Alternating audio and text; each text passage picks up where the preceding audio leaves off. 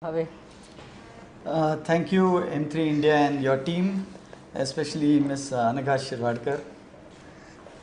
I think this is a very good opportunity to be able to discuss on a topic which is quite common. So I'll begin my discussion. So I think anemia is a common problem. It's not commonly addressed or adequately addressed, which is why I chose to do this topic. The question commonly asked to me is, should we be correcting anemia?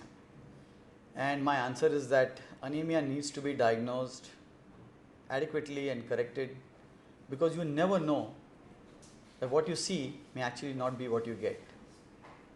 Therefore, the approach to anemia is so important, so that we can not only achieve a proper diagnosis, but also it gives you the pathway to proper treatment and to a good quality of life for the patient.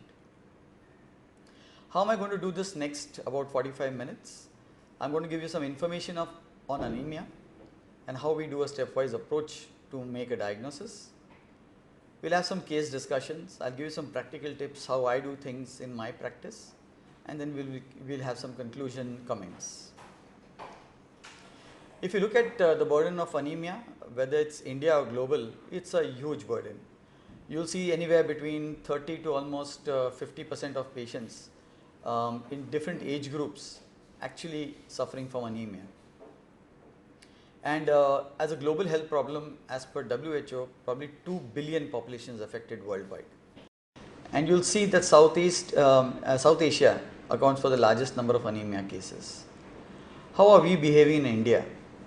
For the same age groups that have been previously shown to you, in our country it's actually a little bit more. It's almost 60% the burden of anemia.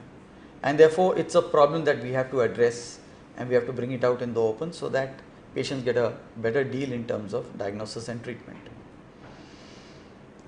For your information, the formation of red cells is called erythropoiesis. You'll be amazed to know that we are forming about 200 billion new red cells every single day, requiring about 20 to 25 milligram of iron for the hemoglobin production, which means every second we are forming about 2 to 3 million red cells in our body. Isn't that amazing? Just imagine how nature is doing it for us.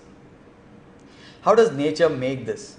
So we've got a starting point which is inside the bone marrow. It's called a stem cell, which then converts into a burst forming unit, erythroid, and then with the help of a hormone called erythropoietin, it starts forming what are called as colony forming units, erythroids. This happens by about the day 19 of stimulation of the stem cell. By about the 20th day, we have started producing the beginnings of a red cell, which is called as the proerythroblast, and then it finally converts into a reticulocyte count, and then it goes into the red cell, as a red cell, into the peripheral blood, where the nucleus of the red cell is thrown out, and the cell is now seen as a red cell in the peripheral blood. Now this is the journey of erythropoiesis. But the hemoglobin contains two parts to it: the heme, which contains predominantly iron and several vitamins, and the globin, which is made up of 2 alpha and 2 beta chains, which is called as an adult hemoglobin, or HbA. Therefore, straight away you will realize that it is a combination of iron and proteins which are extremely important to bring about a good hemoglobin in our patient. The reason I am bringing up protein is because our country also has a higher incidence of protein energy malnutrition or protein deficiencies. Our diets may not be many times replete. You will see in the two blocks that I have shown in red, if the protein intake is low, like 5%, the amount of iron needed to bring up the hemoglobin is almost 3 times, as opposed to someone who's got a better protein intake, then the amount of iron needed to keep the hemoglobin good is lower. So this much amount of iron can be provided by a good diet taken every day by the patient, and therefore will not have to be dependent on therapeutic iron. However, if the iron content of our intake decreases, then automatically our iron absorption and the amount of iron in our diet also reduces. Higher the protein intake, lesser will be the iron dose required. Don't forget, there are several micronutrients which are also needed along with the iron in order to see that the hemoglobin is a viable hemoglobin to help us breathe well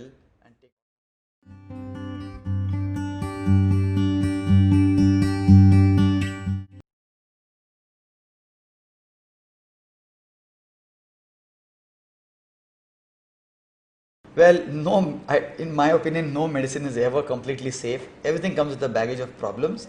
But where it's important and essential and it's appropriate, and you got evidence to use it, we must use it for the betterment of the patient. Because I think we should not let fear guide us, it should be science which should guide us. So I've used ferric carboxy maltose, including in pregnancy patients and non-pregnancy patients. And as you know, there's no test dose that is needed, but I generally give it over 30 to 45 minutes. I don't give it beyond that.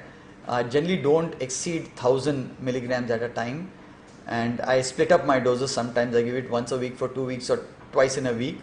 And the only side effects I've seen is joint pains, a little bit of rash, nausea and vomiting in some patients, and only one patient of mine had a hypotensive effect. So my recommendation to use ferric carboxy maltose or iron sucrose for that matter, or isomaltoside or ferromaxetol when it comes. Use it, but in a facility where you can take care of the side effects if there were to be any.